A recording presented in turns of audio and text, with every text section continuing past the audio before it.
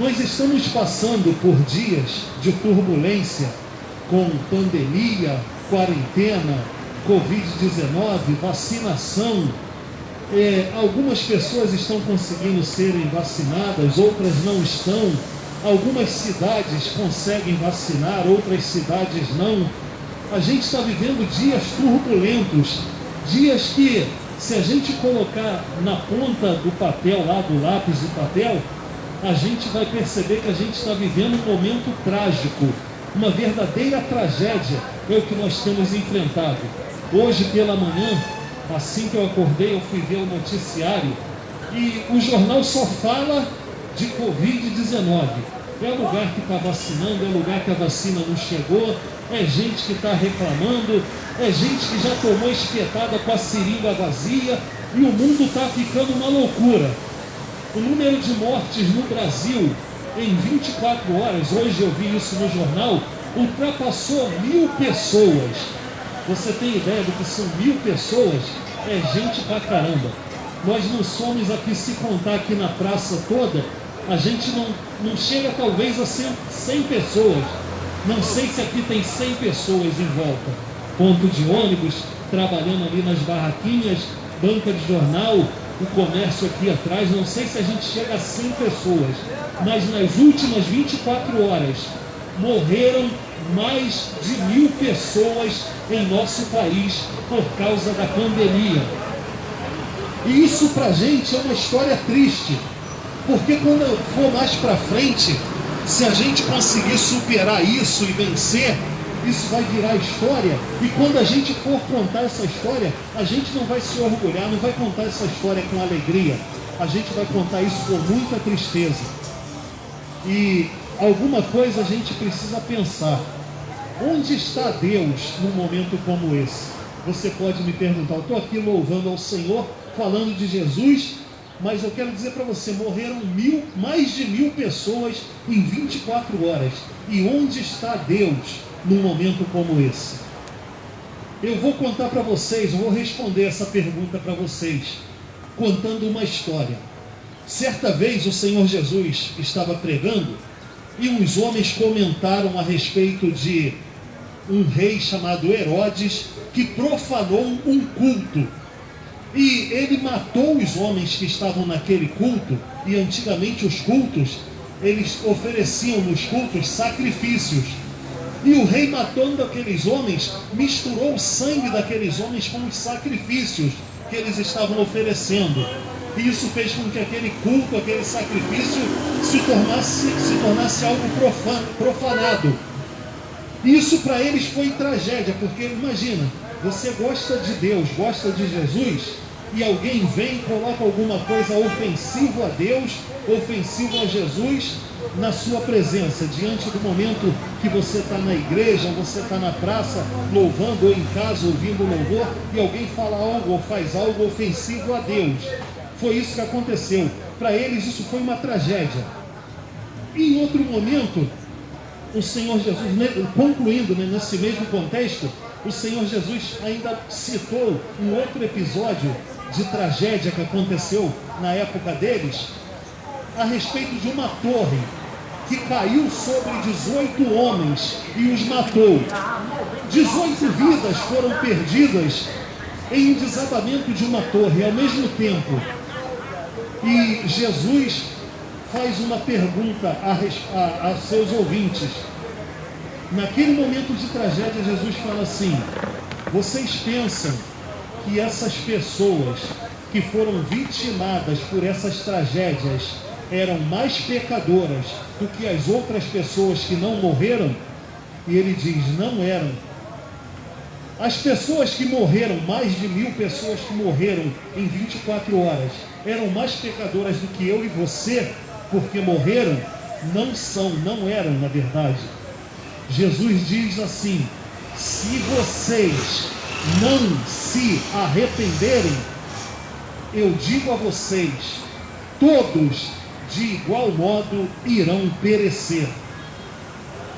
O grande segredo, a grande lição desse número de mortes, de tragédias que a gente tem enfrentado, mostra pra gente que Deus está nos chamando ao arrependimento. Deus está nos chamando à sua presença. Você lembra como era o mundo antes da quarentena, antes do Covid? Como era o começo de ano?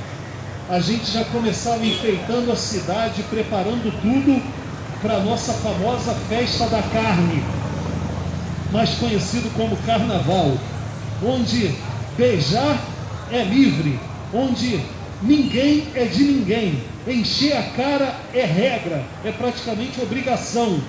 Perder o controle, perder o equilíbrio, perder a moral é algo festejado. Todos os anos, quando começa um ano após o outro, a gente vem com a nossa festa da carne e ninguém é de ninguém, vira bagunça. Marido troca de família, esposa troca de família e assim vai. Meninas jovens engravidam sem ter casamento, sem ter marido, é um tal de fornicação, adultério. Os governos distribuem preservativos gratuitamente. Olha aí para vocês, jogam preservativo avanço, forniquem e adulterem bastante. Mas com pandemia nós não tivemos a festa da carne, ela foi suspensa. A pandemia fez com que a gente pensasse, onde está Deus? E Deus fala assim, eu estou no mesmo lugar que eu estava quando vocês estavam jogando camisinha avanço durante a festa do carnaval e falando assim, peguem todo mundo. Deus está chamando ao arrependimento hoje, como Ele chamava no arrependimento quando a gente estava pecando à vontade. Aqui na Praça da Emancipação, eu saía para trabalhar de manhã e os garotos, não estou falando de gente adulta não, garotos, adolescentes, meninas e meninos, estavam sentados aí, deitados nesses bancos, ainda com as garrafas de bebida alcoólica na mão, totalmente doidos. Quando eu comecei a pregar aqui na Praça da Emancipação, há 4 anos atrás, vai fazer 5 anos, foi em 2016, vai fazer 5 anos agora. Quando eu comecei a pregar aqui, eu lembro que eu pregava e a fumacinha, o cheiro da maconha que usavam aqui na praça vinha perto de mim, eu sentia o cheiro enquanto estava pregando. Era assim que a gente estava vivendo antes da quarentena. As pessoas fumavam maconha aqui nessa praça, na frente de todo mundo. Eu presenciei isso, eu senti o cheiro enquanto eu louvava e pregava o evangelho aqui na praça. Hoje, as pessoas estão morrendo e a gente pergunta, onde está Deus?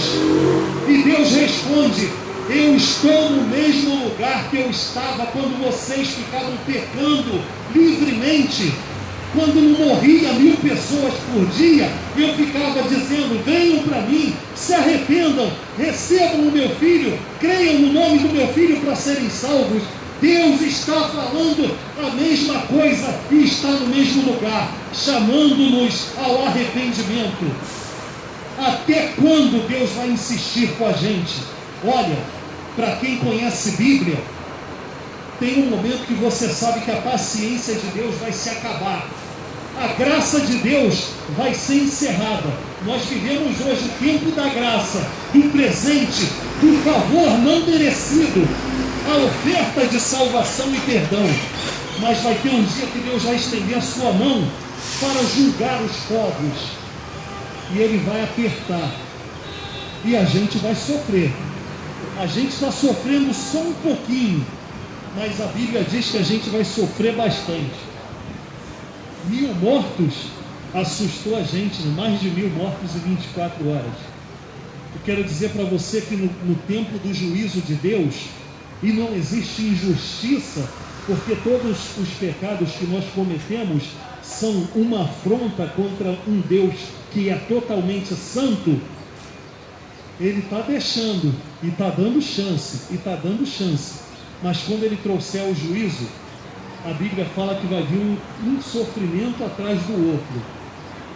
E chega um momento que Apocalipse fala assim, 1/3 dos homens morreram por causa daquelas pragas, por causa do juízo de Deus.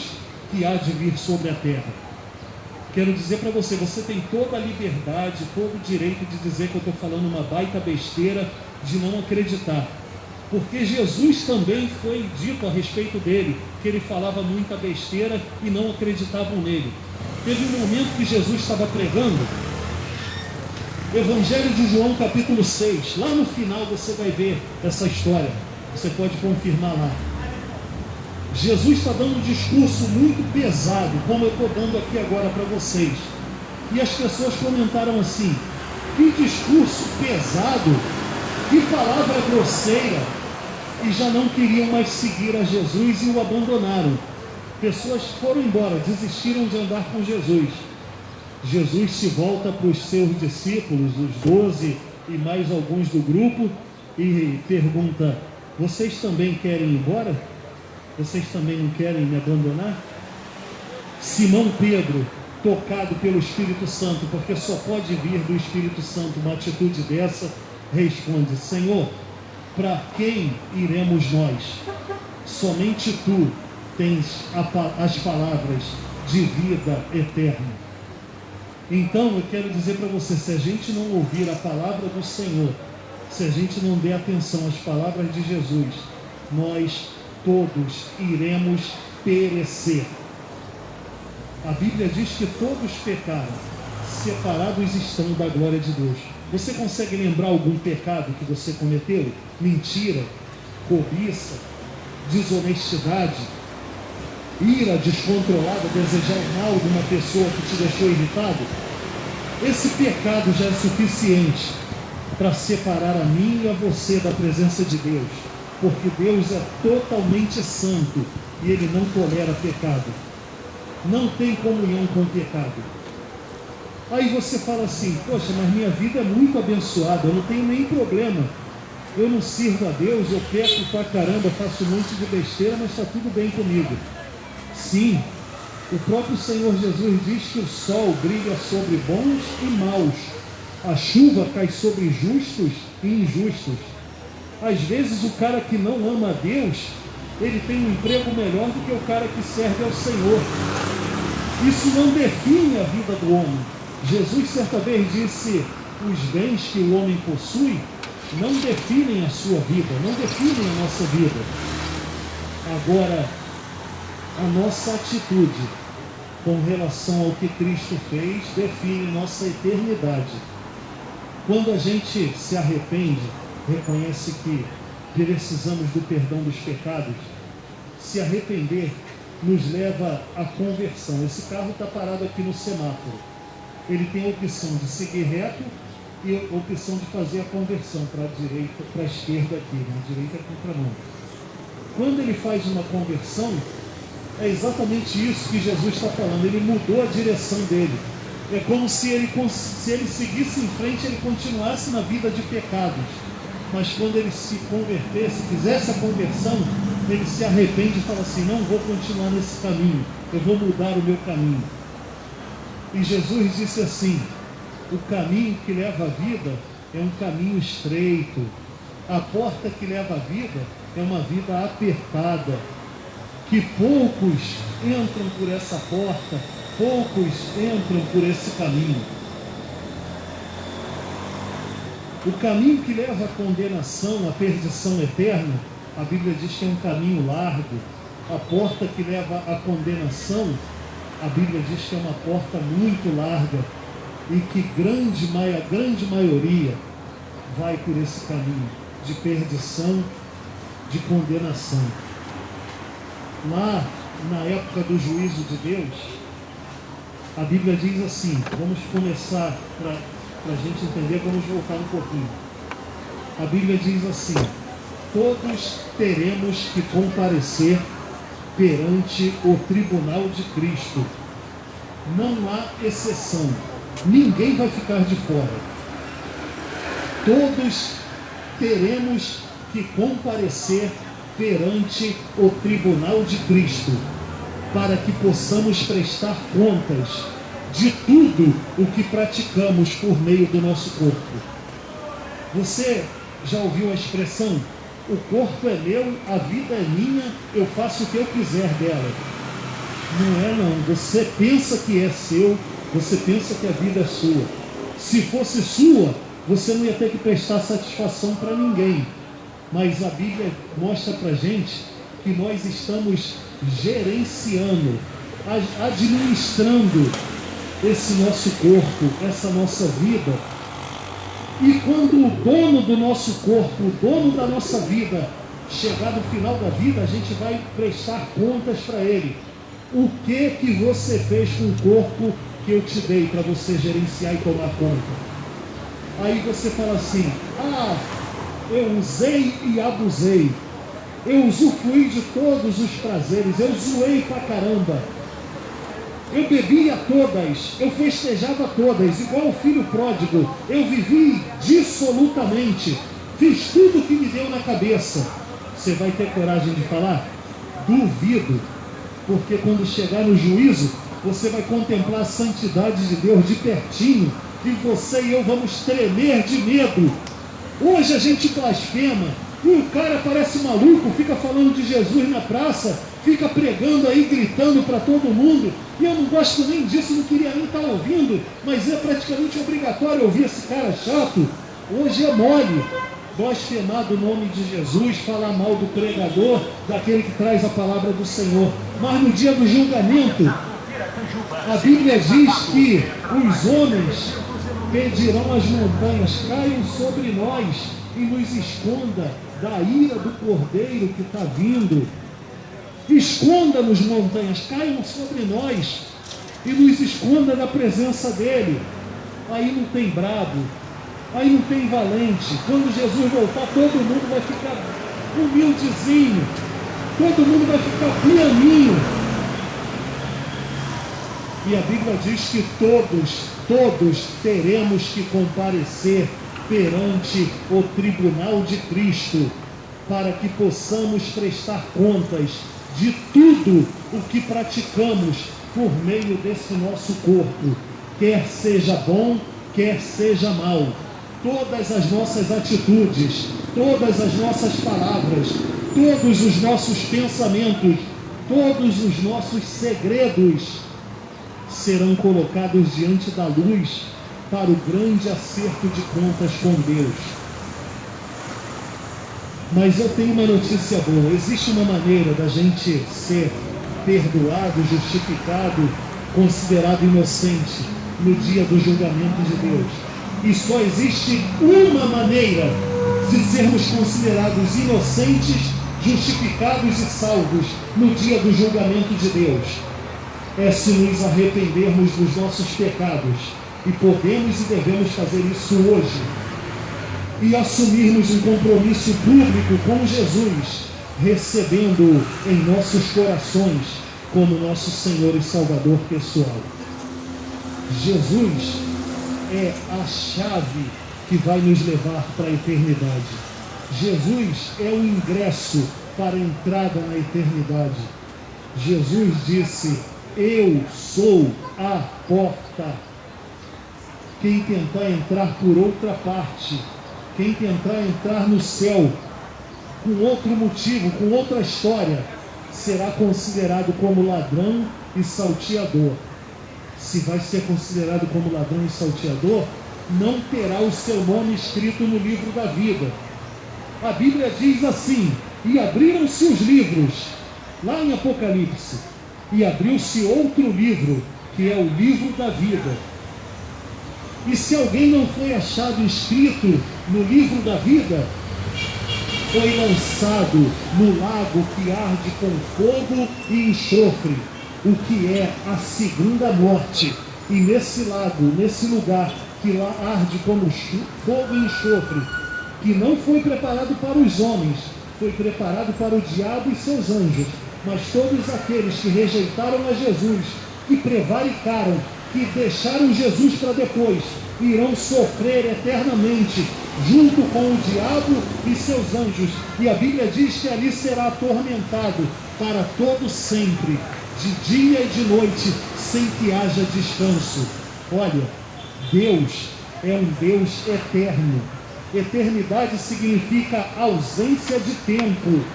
não tem princípio, não tem fim. Eternidade é ausência de tempo. Deus é eterno. E a salvação que Ele nos oferece é eterna. Nós estaremos com Ele para sempre. Agora a condenação também é eterna. Quem não receber a Jesus para estar com Ele na eternidade, vai ficar num lugar de sofrimento, longe da presença de Deus, por toda a eternidade. E ninguém nunca vai conseguir sair desse lugar. A oportunidade de escape é hoje. Escapa-te por tua vida.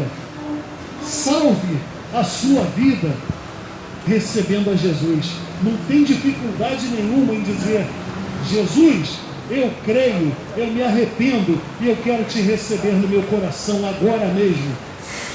Salva-me, Senhor. Perdoa os meus pecados. Muda a minha vida. Ele diz: venham a mim, disse Jesus. Venham a mim todos vocês que estão cansados, que estão oprimidos, que estão sobrecarregados. Venham a mim e eu vos aliviarei. Jesus disse: venham a mim, tomem sobre vocês o meu jugo, tomem sobre vocês o meu fardo, porque o meu jugo é suave, o meu fardo é leve. Você está carregando um fardo pesado? Você está sentindo cansaço já desse negócio de máscara, e vacina, e Covid, e distanciamento? Jesus falou: fecha comigo. Esses sofrimentos são transitórios, são passageiros, mas eu tenho uma vida de glória eterna para quem fechar comigo. Fecha com Jesus, não endureça o seu coração. E se você quer receber a Jesus agora, Ele diz: se vier a mim, eu não lançarei fora. Jesus disse: qualquer pessoa que vier a mim, de maneira nenhuma eu o lançarei fora. Jesus não descarta ninguém. Pessoas descartam Jesus. Jesus não descarta pessoas. Você sabia disso? Pessoas rejeitam Jesus. Homens e mulheres, jovens e adolescentes, rejeitamos a Jesus. Mas Jesus não rejeita homens nem mulheres, nem jovens nem adolescentes. Jesus disse: se vier a mim, de maneira nenhuma eu o lançarei fora. A única maneira de eu e você sermos salvos agora é abrirmos as nossas vidas e pedirmos para que o Senhor venha. Ele já fez tudo o que precisava ser feito. Ele já morreu pelos pecados, e a Bíblia diz: o salário do pecado é a morte. Ele morreu para que a gente tivesse vida. Ele venceu a morte. Eu e você, se morrermos sem Jesus e formos para o lago de fogo, para o sofrimento eterno, nós não conseguiremos vencer a morte e o inferno, não. Pode ser, irmão. Nós não temos poder para vencer, mas Ele venceu por nós. Vamos orar ao Senhor. E se você crê e quer receber a Jesus, você coloque a mão no seu coração e ore junto comigo, com os olhos abertos. Estamos em via pública, mas a mão no coração vai demonstrar que a gente está fechando com Jesus em nossas vidas. Senhor Deus, nós te glorificamos por Cristo Jesus, essa tão grande salvação que o Senhor enviou. Nós estamos terminando o mês de março, entrando o mês de abril, começando, e nós confessamos que pecamos contra o Senhor tantas vezes, que a Páscoa, que era a celebração da morte e ressurreição do Senhor para nos perdoar e salvar, nós transformamos em coelhinho e ovo de chocolate. Nós transformamos em algo secular, comercial, e assim nós temos afastado não só a nós mesmos, mas a nossa própria família da tua presença, retirando a lembrança que deveria ser depositada no sacrifício de Cristo e colocando num coelhinho que choca ovo de chocolate. Tenha misericórdia, Senhor. Quanta incoerência nós temos cometido. Tenha misericórdia, Senhor, da nossa geração.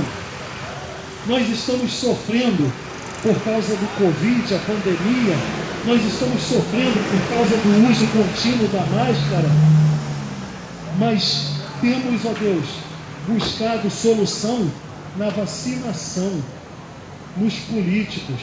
Culpamos o presidente, culpamos o governador, culpamos o prefeito, quando a culpa é só nossa, porque o Senhor está trazendo juízo sobre a nossa geração. Mais de 1.000 mortos em 24 horas foi noticiado hoje, Senhor, nesse dia. E quantos mais, Senhor, terão que morrer até que a gente compreenda que precisamos nos arrepender, nos humilhar diante do Senhor e receber a Jesus em nossas vidas. Hoje, Senhor, nós estamos orando, pedindo a Tua misericórdia, o Teu perdão, pedindo a Tua salvação. Que o Senhor cresça, Senhor, em Guapimirim, Rio de Janeiro, e que a gente diminua, que os nossos joelhos se dobrem e que nossas línguas confessem que só o Senhor é Deus, que Jesus Cristo é o Senhor, para a glória de Deus Pai. Pedimos a Deus o Teu perdão, a Tua salvação. Resgata vidas aqui em Guapimirim, resgata e restaura aqueles que caíram da fé, que possamos, ó Deus, nos voltar para Ti em espírito e em verdade, com sinceridade de coração, para que o Teu nome seja glorificado em nossas vidas, em nome de Jesus. Amém. Fique firme com o Senhor Jesus. Jesus disse: venham a mim, e disse: se vier a mim, eu não te lançarei fora. Jesus nunca jogou ninguém fora. Nós é que fraquejamos com Ele, nós é que fracassamos muitas vezes e nos afastamos da Tua presença. Que Deus nos abençoe, nos dê graça, perdão e misericórdia para sermos fiéis a Ele.